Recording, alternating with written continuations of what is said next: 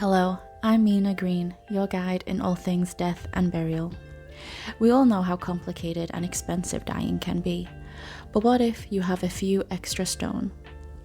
As a death enthusiast and someone with a family who suffers from obesity and obesity-related illnesses, I was thinking a lot about the difficulties that could occur with dying obese, especially now with body positivity and health at every size influencers popping up on my social media feeds. I spoke to Daniel Ackley. And we've got to kind of get that coffin safely onto the pudlocks across the grave and then safely down into the grave itself. A funeral director, and Scott Grigsby. 25% of the UK adult nation are now deemed to be clinically obese. And Embalmer, to find out what it means to die obese.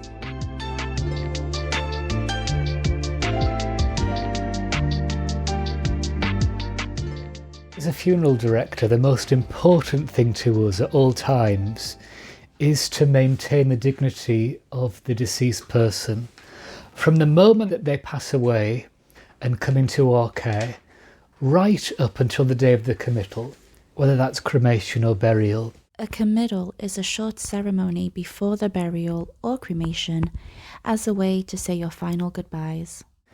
And of course, people pass away in all sorts of contexts and places.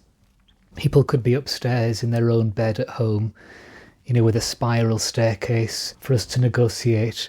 People could pass in hospital or professional care like a hospice or a nursing home. Embalming is very, very similar to the clinical practice of a blood transfusion. So with a regular death where someone was expected to pass away, where there's been no further coronial investigations or anything like that, often what would happen is that an injection site is raised through using the arterial system of the body. That injection of a preservative disinfectant solution is introduced to the cardiovascular system of the body, whereby circulation is achieved. The injection sites are the carotid artery and jugular vein. That is where we then get the difficulties with the larger cases, larger patients that come to us, whereby circulation can be restricted because of the physical size of them when we're laying near the gravitational forces that push down on our vessels. Sometimes can then occlude some of the vessels where we're trying to achieve the circulation. But effectively, that's what we're doing. It takes the form of injection. And at the same point, we would look to remove the venous drainage from the vein or from the heart itself, because that's the waste product. That's the part that we're trying to sanitize. Venous drainage is returning deoxygenated blood and waste from tissue and organs back to the heart. During an embalming, this is done by inserting a drain tube into the jugular vein and pumping embalming fluid into the carotid artery. And to effectively restore a more natural lifelike appearance that remains aseptic, and that sort of sanitation, preservation, and ultimately presentation for the family as well. I think the greatest challenge is that point of removal where the person is brought into our care and the person's died at home. Because when we get to that house, we've often got little knowledge as to where in that home that person is, what the circumstances of the house is, the size of the person who has passed away. And obviously if somebody has died upstairs, that's a real logistical issue as to how to get the person down the stairs, how to negotiate tight corners and things like that in a very, very dignified way. So we always try and get as much information as we can if it's appropriate, because often when people ring us to say that somebody's passed away, they're very, very upset and don't want to think about the logistical issues and to think, well, actually, my mum or dad's is a very, very large person. It's very rare that information is ever forthcoming. Particularly, people don't always just pass away within hospital environments. There are community deaths, for instance, and tragic circumstances also. So it's not until often that the embalmer first comes face to face. The funeral homes, people we work for, often will then have that information to pass that on, but it's not something that you hear of prior to meeting. And very often it's not a subject that's discussed by funeral directors with the families they serve. And of course, the other consideration is the care of our staff. Because if you go out in the middle of the night with two people and it's clear that the person is very, very large and very heavy, that isn't safe for two people.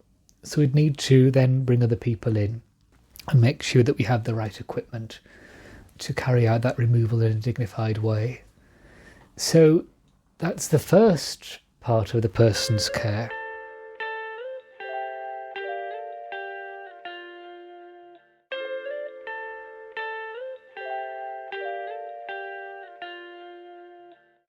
We then have to prepare the person for viewing for the day of their funeral. And actually here we have lots of equipment. We have lifts and hoists which are designed to keep the person's dignity. The challenge we face is 25% of the UK adult nation are now deemed to be clinically obese. So it's quite a rare occurrence now. So what used to be maybe become 20, 30 years ago, something more of a challenge, it's the accepted norm. And most practicing embalmers will be just dealing with this as a day in, day out sort of caseload. And they've just learnt to adapt. Occasionally, if someone's incredibly large, you may need to call upon additional assistance within the mortuary. Most embalmers often work either on their own or will have a co-worker nearby who can support with any physical challenges or manoeuvring the deceased. But, we're very blessed now with mortuaries that have hoists and things. So everything is geared up for dealing with larger patients that will come into our embalming theatres. We then have the day of the funeral, and in the northeast it's always our practice and our custom to carry people at shoulder level. We shoulder coffins here. Other parts of the country don't anymore, and they use what's called a wheeled bier. A wheeled bier, spelt B-I-E-R, is a frame a coffin is placed on before burial or cremation. Or they can also be used to carry the coffin to the burial site, or in this case, wheel the coffin to the burial site. But we try and carry where we can. So if somebody is just a little bit on the heavy side, then what we would tend to do is bring in extra bearers, so that we would have 6 bearers rather than 4 bearers. And if we felt that it wasn't safe for either the person or for our staff to carry at shoulder level, we'd use a wheeled bier with a purple velvet pall over. So it still looks important and something very special.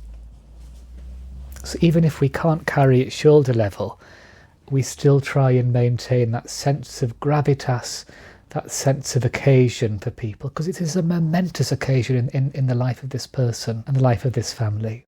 If it's cremation, we've also got to bear in mind the size of the cremators, because, crematoriums have got different sized cremators. So it's important that we know in advance whether that crematorium can safely accommodate that coffin. Because what we don't want to happen is have a situation where we turn up and the coffin is too large to go through to be cremated. That's the last thing that we want to happen for that family.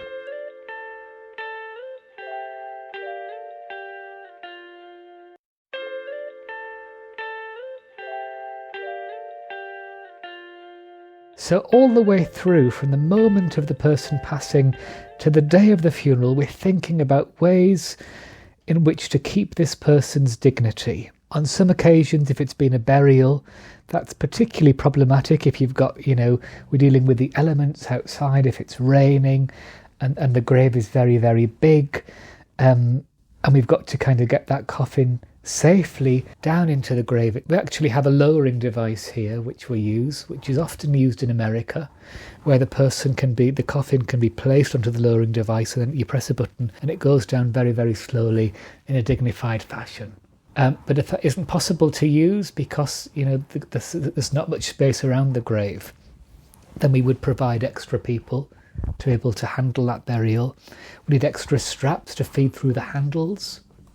And on some occasions, when the person's been particularly heavy, particularly large coffin, I've said to the family, why don't we just keep you back at the cemetery for a couple of moments as we take care of your mum and place her safely into the grave, and then we'll gather round and have a service. Because often everybody who's at that service, the family are aware of the size of their loved one.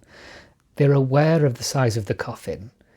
And the last thing they want to do is to kind of be watching, thinking, are they going to manage? Will they be okay? Are they going to drop my mum? And thank goodness that's never happened, touch wood. So it's about protecting the family. We don't want their guests also watching on. So we just try and have that sense of giving them the option all of the way through funeral arrangements, whether it's, somebody who is very obese or somebody who is very small. The wishes of the family are paramount.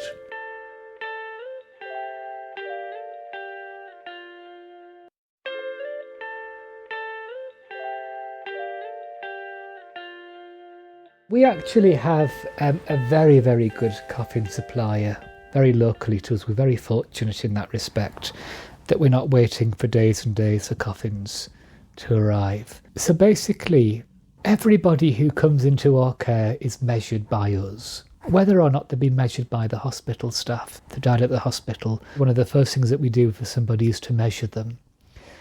And we will make sure that there is a coffin or a casket suitable for them, that's comfortable for them.